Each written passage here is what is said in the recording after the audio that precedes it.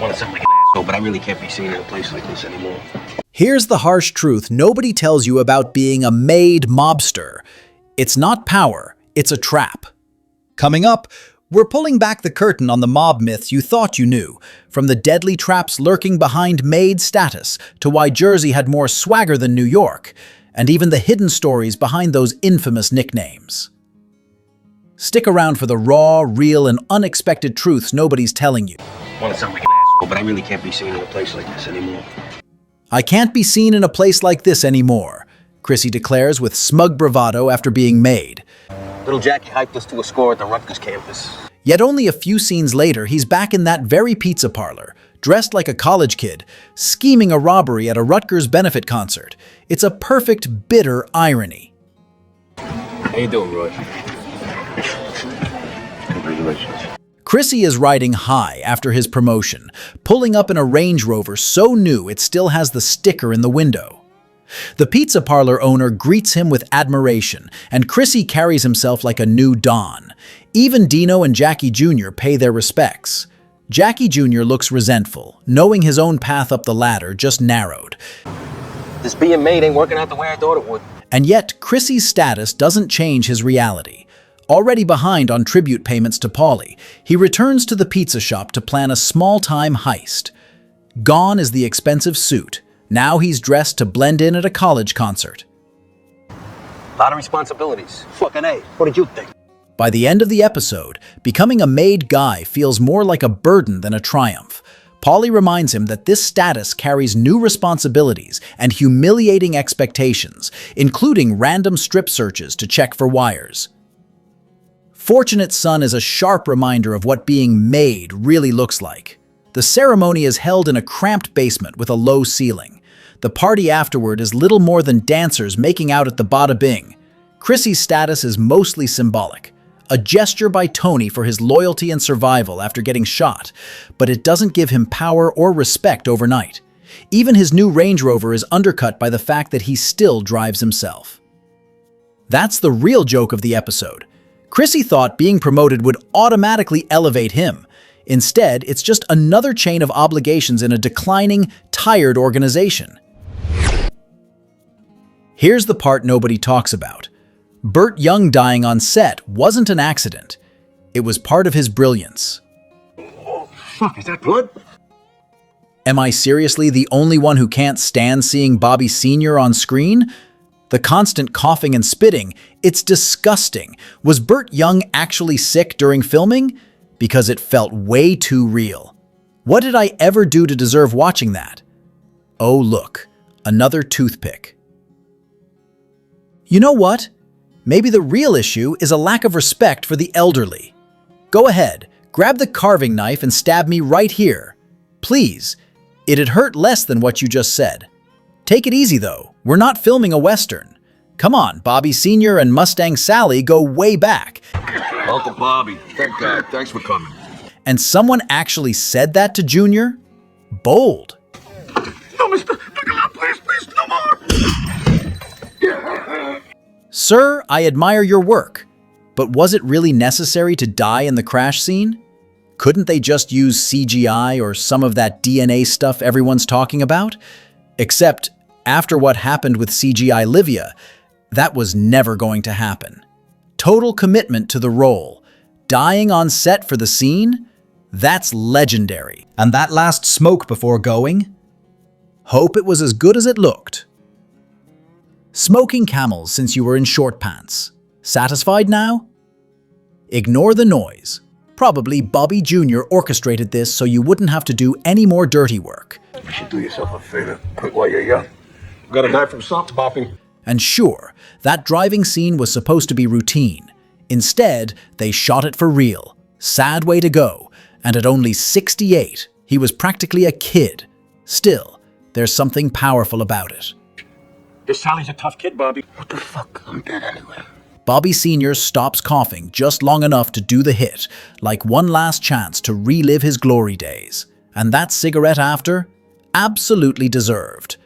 Rumor is he caught pneumonia on purpose just for this scene. What a way to go. Yeah, I don't know. Maybe I should send him something. Some flowers or some shit.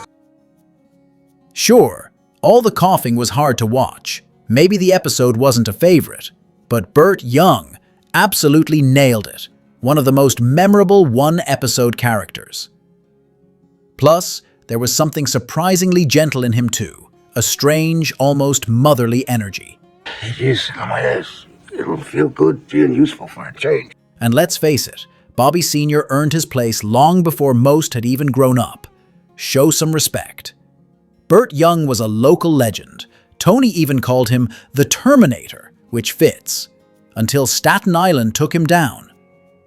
So yeah, the coughing was rough, but the performance, unforgettable. Lucky nobody had to see Bobby Jr. pry him off the toilet. R.I.P. Bert Young. Truly one of the greats. If you're tired of uptight mobster stereotypes, you need to see why Jersey was cooler than New York. Help yourself, you fat fuck. They good? Jersey was always cooler than New York. New York loved to put Jersey down, but all that amounted to was a bigger family weighed down by formalities. The real difference showed up in small moments. Take Doc Santoro, respectfully asking to taste Phil's food, and Phil being so insulted he decided Doc had to go. Contrast that with Tony and Pussy grabbing zucchini flowers off Sil's plate while everyone laughs. Jersey had room for humor. In New York, not so much. I can see now Doc Santoro uses one of my guys as a diversion. Sil could have got hurt. New York took itself too seriously. What do they do all day at the social club? Swap stories about prison and all their so-called sacrifices. No wonder Paulie thought about jumping ship. Of course, he never would have been high up in New York. Just one more guy under Johnny Sack. Vito probably would have been fine with that.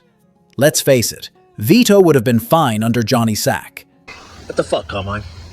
This family of yours.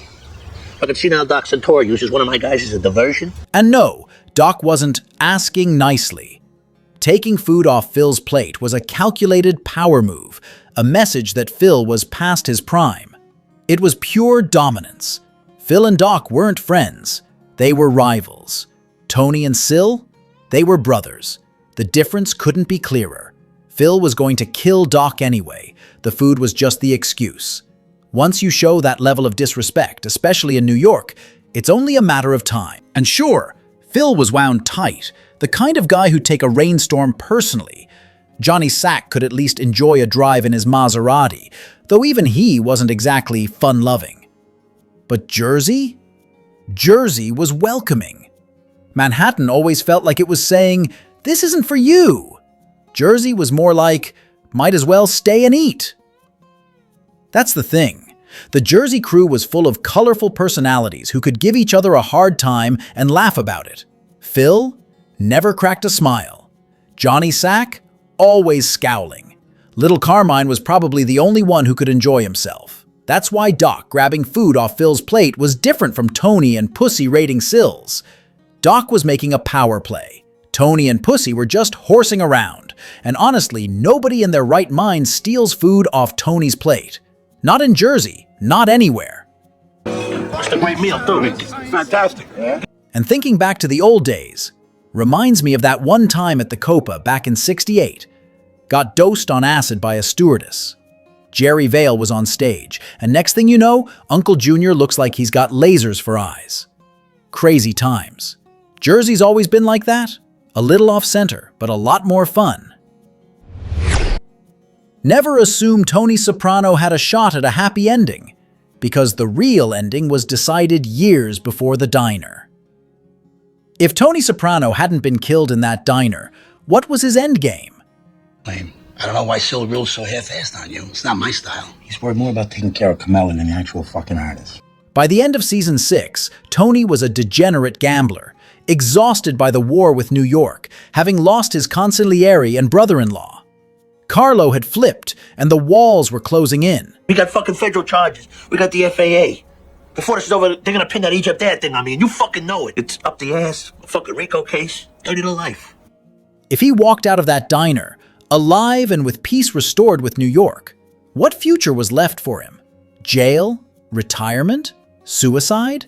Realistically, prison.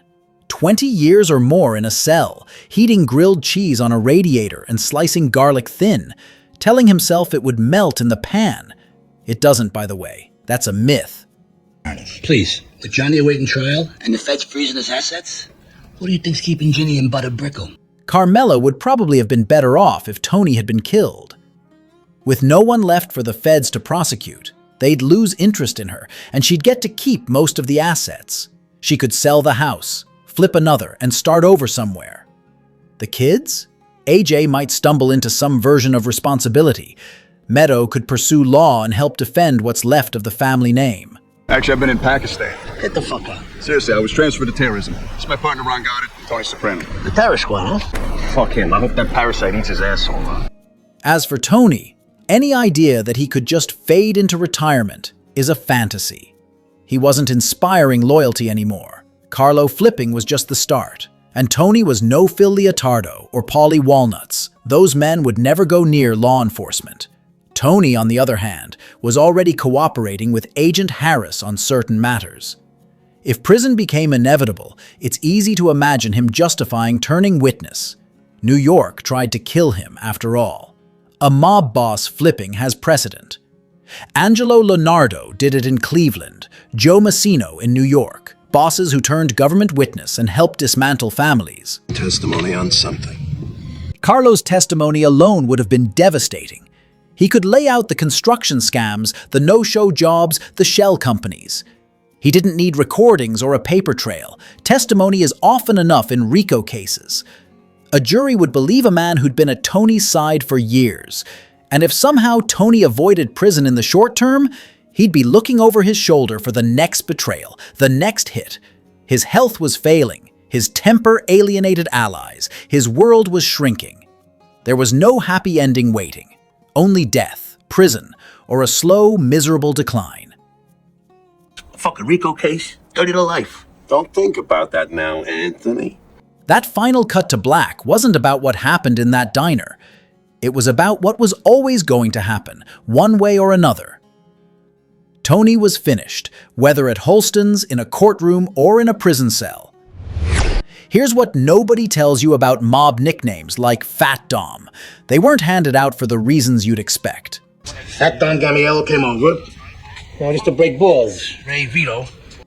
Considering the rampant obesity among the mobsters of New York and New Jersey, it really must have taken something special for Gamiello to earn the nickname Fat Dom. Sure, guys like Vito or Bobby got plenty of fat jokes thrown their way. Parade float, mortadella. But none of those stuck as the defining nickname. Not like Fat Dom. That one was permanent. But let's be honest, it probably didn't take years of dedication at the dinner table. Most likely, there were two Doms around, and one was fatter than the other. Done. That's mob logic for you. They kill a big guy, this is what happens. It's almost like a weight gain infomercial. Fat Dom. And even fatter Dom. The guy didn't even have to work at it. When mobsters were thin, Fat Dom was fat. Now mobsters are fat and Dom? Still fat. He was fat when Moses wore shorts. That's right, Tom. You go. You don't know nothing. Being called Fat Dom isn't just about the pounds. It's an aura. You have to carry yourself a certain way. Like being able to sit between two rival family members, one of whom you've just crossed, and ask if they think the queue is chalked. That's the kind of confidence that earns a name like that. Turns out Fat Dom didn't have it either. Maybe his real last name was Obesiarelli. Maybe once upon a time he performed as a Fat Joe tribute act, stayed in character a little too long, and the weight followed. Maybe it's just the simplest answer. He was fat. This is what happens. Oh, I hope she's over the floor. Goddamn Vito. If Vito was a parade float, Dom was a zeppelin. If Bobby was a hors d'oeuvre, Dom was the full buffet.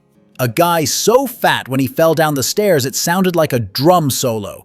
Talk about earners. How about Fat Dom Gamiello? And as much as the name might sound crude, there's almost something elegant about calling him Rubenesque Dom. Classier, the kind of thing Johnny Sack would have admired during one of his business trips to Amsterdam. But no, they kept it simple. Fat Dom. And that's the name that stuck. If you've ever had one perfect moment ruined by someone else's bad timing, you'll feel this one. You need our own bulldozers to take the money away. Not a thing, John. Johnny Sack is kicked back in his chair, eyes glued to the TV. On screen, they're breaking ground on the esplanade, and you can practically see the dollar signs in his grin. A sandwich and Snapple sit within reach. For once, Johnny looks genuinely at ease, like the universe finally decided to cut him a break. The game? Fuck the game, he's going down. And then Ralphie walks in. Without preamble, Ralphie blurts, "Forget the game. He's going down." That's all it takes. You can almost see Johnny's blood pressure spike. A second ago, he was savoring his first real smile in ages. Now he looks like someone just yanked the chair out from under him. You need our own bulldozers to take the money away. Before Ralphie even opens his mouth again, Johnny tries to keep the good mood going. Eyes still on the TV, he mutters, "We're gonna need bulldozers to haul all this money." But Ralphie doesn't take the cue. Instead, tense and jittery, he admits that Tony rejected his apology, and maybe it's time to take Tony off the board for good. Down. Oh, what are you fucking stupid coming in here talking to me like that? I don't give a That's when Johnny explodes, practically leaping out of his chair. "Oh, what are you fucking stupid? Walking in here talking like that?" And just like that, the rarest thing in Johnny's world, a moment of simple happiness, evaporates. One minute, he was looking at the TV like a kid on Christmas morning. The next, he's got that vein in his forehead bulging like it might pop. That's the sad irony with Johnny Sack. You could count on one hand the number of times the guy actually smiles, and Ralphie managed to kill one of those in seconds. Maybe Ginny was right, happiness isn't easy to come by. But as far as Johnny's concerned, any hopes of a peaceful Snapple and sandwich lunch just got bulldozed. Thanks for watching Sopranos Breakdown. Let's hit 1,000 likes on this one. I'm Matthew, and I'll see you in the next breakdown.